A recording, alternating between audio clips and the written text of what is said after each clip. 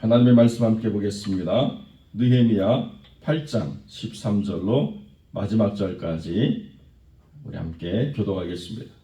느헤미야 8장 13절로 마지막 절 말씀까지 우리 함께 교독해 올리겠습니다. 제가 먼저 13절 말씀 봉독합니다.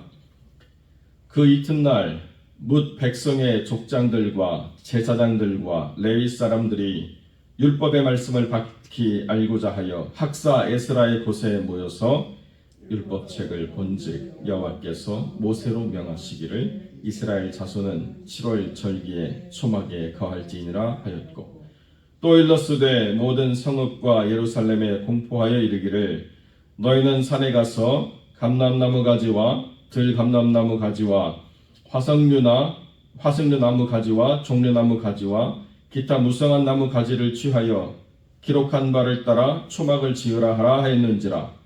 백성이 이에 나가서 나무 가지를 취하여 혹은 지붕 위에 혹은 뜰 안에 혹은 하나님의 손뜰에 혹은 숨은 광장에 혹은 에브라임 문 광장에 초막을 짓되, 사로잡혔다가 돌아온 회 무리가 다 초막을 짓고 그 안에 거하니 눈의 아들 여호수아 때로부터 그 날까지 이스라엘 자손이 이같이 행함이 없었으므로 이에 크게 즐거워하며, 에스라는 첫날부터 끝날까지 날마다 하나님의 율법책을 낭독하고 무리가 7일 동안 절기를 지키고 제8일의 규례를 따라 성회를 열었으니라. 아멘. 오늘 본문의 말씀을 통해서 회복된 영혼이 세우는 성회라는 제목으로 말씀을 함께 나누겠습니다. 회복된 영혼이 세우는 성회, 그러면 굉장히 말이 추상적으로 들리죠. 부제를 어떻게 설명을 드리냐? 은혜 받아야 예배가 산다, 이렇게 이해하시면 더 명확하겠습니다. 지금 그 이튿날이라고 할 때 어제 그 대속죄 제일이 끝나고 난 다음이라는 것을 레위기를 통해서 살펴보면 더 명확해지는데요. 하나님의 성일이니 울지 말고 기뻐하라, 이렇게 이야기하고 난 다음에 그 이튿날이 다 되었습니다. 그리고 나니까 사람들 마음에 정결하게 된 그 은혜를 얻게 되고 모든 사람들이 통회하고 자복하고 영혼이 정결해지고 나니까 그 이전에 그냥 대충 해오던 관습대로 그저 그렇게 맞이하던 초막절을 이렇게 해서는 안 되겠구나, 뭔가 제대로 해보고 싶다. 은혜를 받으면 우리 모두가 다 마찬가지죠. 뭔가 제대로 해보고 싶다. 어떤 것이 제대로 믿는 것이냐, 어떤 것이 제대로 행하는 것이냐를 알고 싶다. 이것이 은혜 받은 사람들의 다 특징이라는 거예요. 이스라엘 사람도 마찬가지인데 하나님 안에서 영혼이 정결케 되고 하나님 안에서 기쁨이 회복이 되니까 그 다음에는 에스라에게 와가지고 율법의 말씀을 밝히 알고자 하여, 이 얘기는 뭐예요? 이 율법이 우리에게 구체적으로 어떻게 적용되어져야 하는지를 제대로 알고 싶습니다. 우리 초막절을 지켜오긴 했지만 그저 그냥 하던 대로 늘 반복된 것만 했는데 제대로 초막절을 지키고 싶습니다. 어떻게 해야 됩니까? 라고 학사 에스라에게 물어봤다는 거예요. 그러니까 에스라가 그 초막절에 대해서 잘 설명해 주는데, 율법책에는 모세에게 7월의 절기에 초막절을 지키라고 분명히 말씀하셨고, 모든 성읍과 예루살렘 사람들에게 말하기를 산에 가서 감람나무 가지와 들감람나무 가지와 화석류와 종려나무 가지와 기타 무성한 나무 가지를 취하여 초막을 지으라, 이렇게 말씀하고 있다라고 가르쳐 주었습니다. 그러니까 초막절이 되면 아무 나무나 가져와 가지고 아무 나무나 이렇게 초막을 취하는 게 아니고 초막절을 지키기 위한 4가지 특별한 재료가 있다라고 가르쳐 주고 있다는 것입니다. 그래서 그 4가지를 일컫는 히브리 말이 아르바미님이라고 하는 그 규례가 되어 있어요. 그래서 지금도 이 이스라엘 사람들이 아르바미님이라고 하는 것을 지키고 있습니다. 그래서 그 4가지가 딱 정해져 있는데, 감람나무, 종려나무, 그 다음에 화석류라고 하는 그 나무, 그 다음에 여기 기타 무성한 나무가지라고 되어 있는데, 레위기 23장 32절로 44절에 보면 똑같은 말이 반복되어 있는데 그냥 무성한 나무가지가 아니고 아름다운 나무 실과 이렇게 되어 있습니다. 그래서 이 두 개가 서로 상충되는 게 아니고 서로 보합이 되는 건데, 아름다운 그 나무 실과를 맺는 무성한 나무가지예요. 그래서 이게 시트론 계열의 나무이기 때문에 아주 새콤한 레몬 같은 과일이 열리는 그 나무 가지를 부르는 이름이 그렇게 되어 있는 거예요. 그래서 종려나무, 감람나무, 그 시트론나무, 화석류 나무, 이 네 가지로만 초막을 짓고 그 네 가지 가지를 흔드는 것이 초막절에서 하나님을 영화롭게 하는 것이다, 이렇게 되어 있습니다. 그래서 특별히 여러분, 종려나무라고 하는 것은 똑같은 팜트리 가운데서도 대추야자를 열리게 하는 그 나무가지죠. 그래서 이스라엘 사람들의 삶에 가장 중요한 과실을 맺는 나무들, 그리고 또 하나님을 기쁘시게 하는 것들을 하나님이 딱 이렇게 정해놨다는 것입니다. 내 마음대로 초막절 아무거나 그냥 잡히는 대로 가져와가지고 그냥 짓고 그냥 일주일간 대충 때우고 끝나는 게 아니고, 하나님이 이렇게 정하신 것들이 있다라고 그렇게 설명해 주고 있다는 것입니다. 그래서 그 절기에는 예수 그리스도를 상징하는 그 상징물들이 있고, 그것이 어떻게 예수를 드러내는가를 분명하게 우리가 하나하나 발견해 나가면서, 아, 이 율법이 예수의 그림자였구나. 그러니까 율법이 예수가 온 이후에는 의미가 없는 게 그림자가 아니라 실체를 봤기 때문에 의미가 없는 거다. 그러나 실체가 있기 전에 사람들은 다 그림자로 미루어 더듬어서 예수 그리스도의 흔적을 발견해 나가는구나, 이렇게 보게 된다는 것입니다. 그러니까 주님이 그 육신을 벗으시기 전에 감람나무 동산에 올라가서 무릎 꿇고 기도하시면서 그렇게 하나님의 뜻을 구하고 난 다음에 그 육신을 이제 벗으시고 죽은 자들 가운데서 첫 열매가 되심으로써 살아나서 우리에게 새 생명을 주시는 그 모든 과정이 초막절이 상징하고 있는 그 구속사의 과정이죠. 그러니까 언젠가는 이 초막을 벗어버리고 우리도 새 장막에 거할 날이 올 것이다. 그때는 하나님 안에서 우리가 영원한 생명을 누리며 하나님을 영화롭게 하는 삶으로 평생 영원히 하나님의 영광의 거룩함에 참여하게 될 것이다 라고 하는 것을 사모하는 삶이 되라, 이렇게 율법이 예표하고 있다는 것이에요. 그래서 이들이 그렇게 하나님의 말씀을 지었는데요, 17절에 보니까 눈의 아들 여호수아 때부터 그렇게 되어 있어요. 말씀은 모세에게 줬는데 기준은 여호수아에게 줬습니다. 왜 그렇습니까? 모세의 때에는 감람나무 가지나 화석류 가지나 종려나무 가지나 이거 취할 수가 없어요. 광야에서는. 이것은 여호수아를 통해서 가나안 땅으로 들어갔을 때 지켜야 될 규례라는 것입니다. 광야에서는 이것을 지킬 수가 없으니까, 광야는 어차피 장막 안에 거하고 있기 때문에 너희들이 그 땅에 거하게 될 때 지켜야 될 절기가 된다는 거죠. 구원받은 백성으로서 살아가는 삶의 방식이 있다. 그 살아가는 삶의 방식을 잘 지키다가 영원한 천국을 사모하며 살고, 그리고 영원한 천국에 들어가라고 율법이 가르쳐주고 있다는 거죠. 자, 그런데 여호수아 때부터 이 절기를 지켜왔는데요, 한꺼번에 나라를 딱 얻은 게 아니었기 때문에 계속 여호수아 살아생전에까지, 갈렙 때까지 사사기에 보면 정복전쟁이 계속 이어졌습니다. 그러니까 이미 땅을 차지한 지파는 초막절을 잘 드리지만 땅을 차지해야 될 지파는 아직 초막절을 제대로 지킬 수가 없는 여러 가지 상황들이 존재했겠죠. 그러다 보니까 초막절이라고 하는 것을 어떻게 지키느냐, 이것들이 말씀 안에서 잘 다듬어져 가지 못했던 부분도 있고, 또 말씀 안에 잘 다듬어진 때가 도래했다라도 이렇게까지 드려지진 않았다는 거예요. 이렇게까지 드려지지 않는 것이 뭐냐, 그 16절에 보면 지붕 위에 뜰 안에, 이거는 원래 이스라엘 사람들이 지키던 방식이에요. 자기 지붕 위에다가 초막을 짓거나 자기 집 뜰 안에 초막을 짓거나 다 그냥 각자의 삶에서 그렇게 초막을 지었습니다. 그런데 더 나가서 하나님의 전 뜰 안에다가 초막을 졌어요. 숨은 광장에 졌어요. 에브라임 문 광장에 초막을 졌어요. 이 이야기는 뭐냐면 내 안에서 기쁨이 충만해가지고 하나님과 더 가까이 나가고 싶은 마음들, 그리고 그냥 집에 갇혀서 그냥 늘 하는 대로가 아니고 백성들과 연합해가지고 함께 그 초막에 거하는 기쁨을 누리고 싶은 마음들이 충만했다는 것입니다. 그렇게 초막절을 지킨 때가 없었다는 거예요.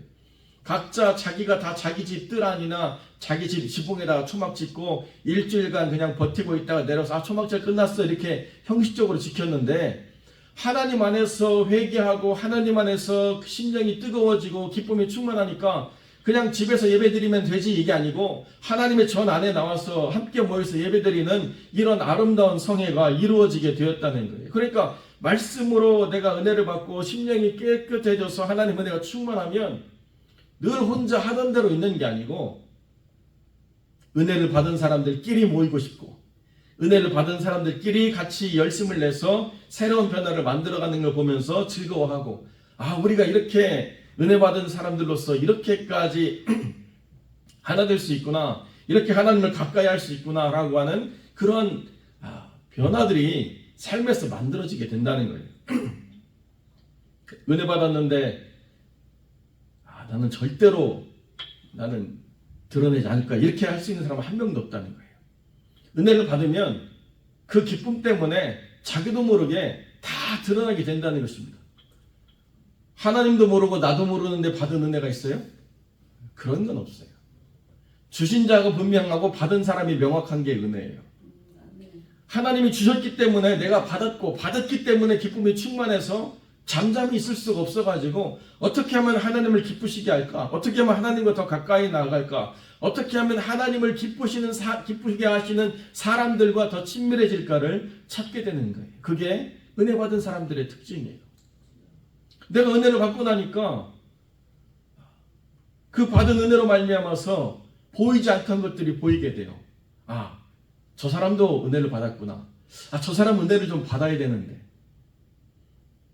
내가 은혜 받지 못한 사람들에게 긍휼함이 갖는 반면 은혜 받은 사람과는 더 친밀해지려고 하는 마음이 생기죠. 내가 하나님의 전을 보면서 전에는 그저 스쳐 지나갔던 것들이 눈에 들어오고 하나님의 전을 더 아름답게 좀 꾸미고 싶다. 하나님의 전에 봉사하는 것들을 내가 좀 더 잘하고 싶다. 어떻게 하면 더 온전하게 하는 것들인가 내가 좀 배우고 싶다. 여러 가지로 적극적으로 하나님께 가까이 나온 길들을 자기가 찾게 되어 있다는 거예요. 왜냐하면 그렇게 찾으면 찾을수록 하나님을 기쁘시게 하는 것들이라는 것을 하나님이 더 명확하게 나에게 깨닫게 해주시기 때문에 그저 가만히 앉아가지고 하던 대로 사는 삶이 더 이상 기쁨이 되어지지 않는다는 것을 우리가 분명히 알고 경험하게 되기 때문에 그렇다는 것입니다. 에스라가 첫날부터 일주일 내내 하나님 말씀을 낭독하는데요. 모든 무리가 그 7일의 절기를 불평불만 하나도 없이 다 거기서 말씀을 들었다는 것입니다.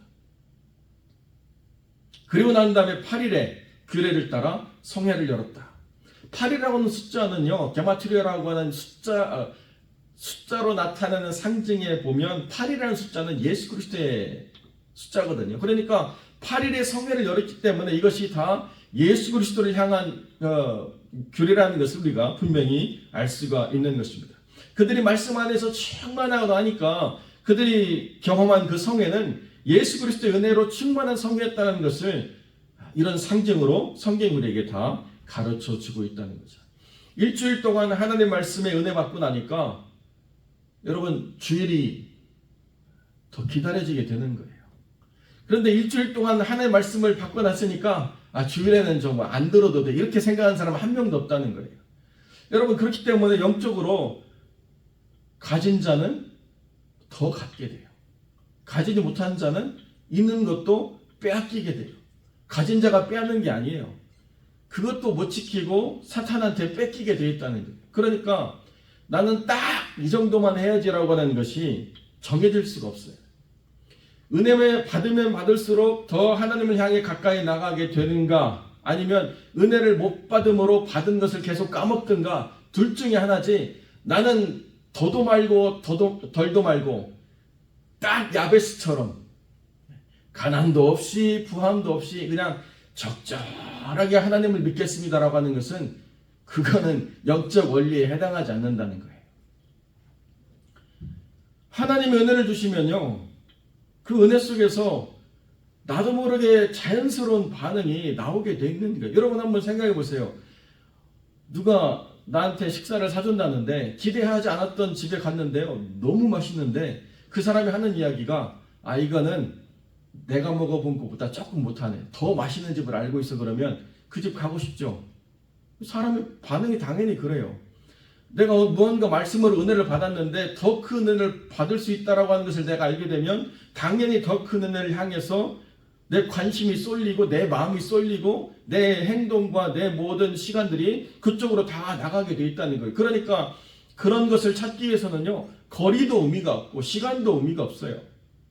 그냥 거기 머무는 시간들이 너무나도 감사하고 너무나도 기쁨이기 때문에 이걸 재는 이런 우리의 판단이 전혀 개입하지 않는 거예요. 거기 갔다 오면 시간이 거기서 보내려면 내가 일정이 이런 게 되어지지 않는다는 거예요. 하나님의 은혜를 주시면요, 우선순위가 바뀌게 돼 있어요. 하나님의 은혜를 주시면요, 하나님께 가까이 나오고 싶은 자리를 자기가 찾게 돼 있어요. 우리가 은혜를 받으면요, 하나님 전에 나오는 기쁨이 충만하기 때문에 그 시간을 준비하게 되고 기다리게 되고 그 시간을 위해서 모든 것을 조절하게 되죠. 그것이 은혜 받은 사람의 삶의 변화에 자연스러운 것. 내가 그것을 억지로 만들어가지고 겨우겨우 해내려고 하는 때는 아니고 하나님의 은혜를 주시면 그게 마치 나에게 원래부터 있었던 것처럼 자연스럽게 그 자리에서 내가 발견되어진다는 거예요. 여러분, 다윗이 사울 때문에 피해 다녔는데요. 사울도 어느 한순간 하나님의 영이 임하니까 다윗 죽이러 가던 거 잊어버리고 거기서 은혜 받고 있었던 기록들을 성경이 말하는 것처럼 어떠한 성품, 어떠한 심령의 사람이라 할지라도 하나님의 은혜를 주시면 바뀌고 변화되는 삶을 갖는 것입니다. 지금은 목회자가 되셨는데요. 여러분 그 간증 많이 보셨을 거예요. 그분이 불교 신자고 정치인이고 대단한 권력자였는데요. 와이프 잡으려고 기도원 가서 막 하나님한테 막 바락바락 욕을 하고 온갖 저주를 다 퍼붓고 그래 막 자기 생각나는 모든 욕은 다 하나님한테 했는데요. 갑자기 커다란 불덩이가 자기 안에 달려들더니 그 다음에 정신을 잃어버렸대요. 그러고 나니까 나중에 정신 차려보니까 너무 뜨거운 불이 자기 안에 들어와가지고 자기가 웃옷을 벗고 런셔츠를 막 쥐어뜯고 그런 다음에 통에 자복하고 전에는 와이프가 몰래 교회 갔던 막 성경책 찢어버리고 막 욕하고 때리고 별거 다 했는데 본인이 목사님이 됐어요. 하나님이 임하시면 변하지 않을 사람이 없는 거예요. 하나님이 임하시면 변하지 않는 삶이 없는 거예요. 하나님 임하시면 잠잠히 묵묵히 존재할 수가 없는 거예요. 하나님 임하시면 그 임재에 대한 사모함이 더 뜨거워서 더 하나님께 가까이 나아가려고 하는 마음들이 충만한 삶이 된다는 것입니다. 사랑하는 성도 여러분, 이 화평장로교회가 어디에 눈을 두고 무엇에 초점을 가져야 되는가가 더 명확해지기를 바라요. 여러분, 옛날에 몇 명 있었던 교회는 아무런 의미가 없어요. 지금 하나님의 임재가 있는 교회가 중요한 교회예요. 지금 하나님의 은혜를 받고 있는 사람이 있는 교회가 중요하고 지금 내가 하나님의 은혜를 받고 있는가가 더 중요해요. 내가 지금 하나님의 은혜를 받고 내가 지금 하나님의 은혜에 가까이 나가고 내가 하나님으로 인해서 모든 삶의 우선순위가 바뀌는 삶의 과정이 있는 것이 중요하지 옛날에 뭐가 중요해요? 옛날에 다 누려봤고 옛날에 다 가져봤으면 그것이 의미 없다는 것을 우리가 잘 알지 않습니까? 지금 내가 하나님과 얼마나 긴밀한 삶에 있는가?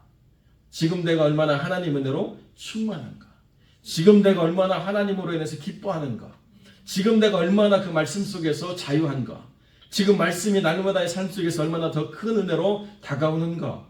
이게 내 삶에서 늘 긴밀하게 살펴봐야 될 나의 나됨이라는 거죠. 그런 영혼들이 성회를 세우는 거예요.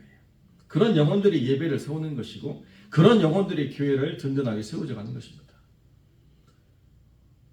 누군지도 모르는 사람들이 와서 자리 채우는 교회는 아무런 의미가 없어요. 내가 하나님 앞에서 누구인지를 알았고 내가 그 은혜를 사모하여서 이 자리에서 나온 영혼들이 있다고 한다면 그 영혼들을 통해서 하나님은 하나님의 교회를 강하게 하시고 능력 있게 하시고 하나님의 임재에 충만한 것으로 채우시는 놀라운 역사를 우리가 경험하게 된다는 것입니다. 우리는 하나님 안에서 인간의 숫자로 카운트되는 것들을 목표로 삼지 않습니다. 우리는 하나님의 관점으로 세상이 줄 수 없는 가치를 목표로 삼고 하나님의 임재 속에서 우리의 영혼이 그 은혜로 충만하게 되는 것을 목표로 삼을 때에 온전한 하나님의 예배가 서는 그리고 회복된 영혼이 되는 그런 역사가 있게 될 줄로 믿습니다.